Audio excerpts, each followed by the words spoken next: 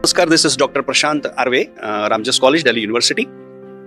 Today with us, eminent professor from South Florida University, Professor Yashwant Pathak, a man with 400 research papers and more than 100 books.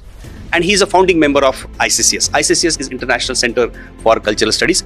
I welcome you, sir, in this episode.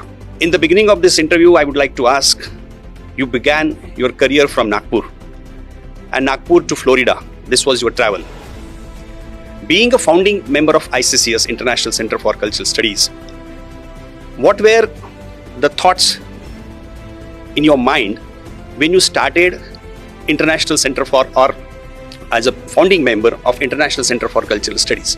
What were the notions going on in your mind?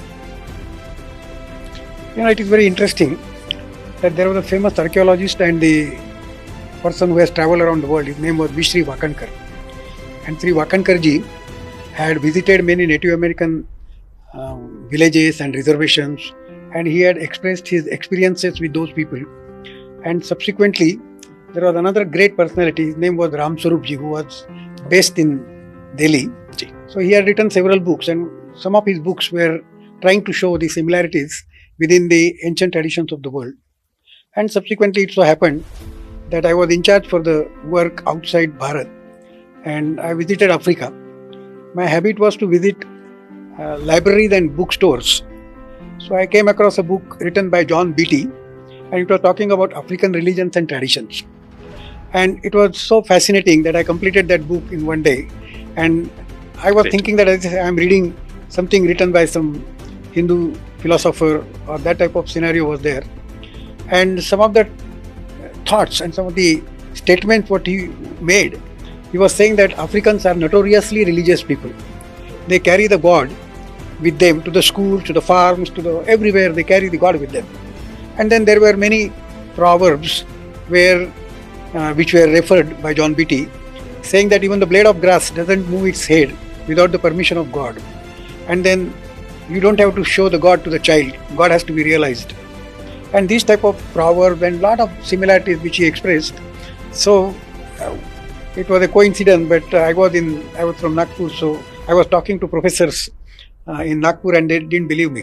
Okay. So in due course of time, they said that let us listen to you. So we had a 3-day seminar, and every day I talked about Afro-Hindu cultural similarities in Vidarbha Itihas Sanshadhan Mandal. Oh.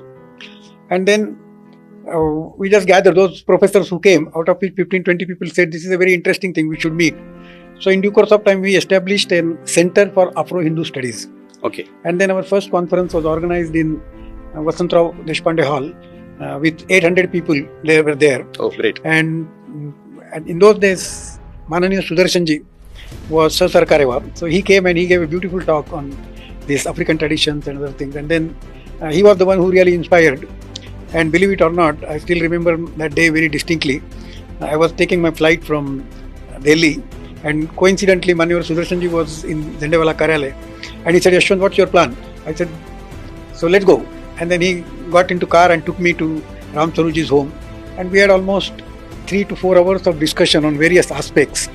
And subsequently, we had several conferences under Center for Afro-Hindu Studies. In due course of time, my Kshetra expanded. So I traveled to America and met a lot of Native Americans, and gradually we converted it into International Center for Cultural Studies. And International Cultural Studies, ICCS, was established as a non-profit organization with 501c3, registered non-profit organization. And I had opportunity to travel around the world. I have traveled more than 100 countries. And whenever I will go around, I will look for people who are belonging to the traditional, ancient traditions, we call it. They were also known for tribals or indigenous tradition. So if you look at Africa, there are 1,000 different traditions. And each tradition has a distinct way of life, distinct costumes, distinct thought processes and philosophies. Okay. And same thing happened in America with 500 nations. So I kept on reading lots of books. It was very interesting to see. So we started identifying the similarities within all these traditions. And there are very interesting similarities are there.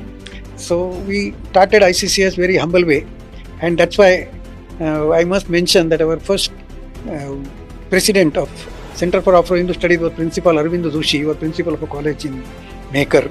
And then when we started ICCS, Dr. Buckley, who used to be head of the Department of Philosophy, was another very great person who really gave a lot of thought processes and thinking from his philosophical point of view and brought ICCS in a structured way philosophically.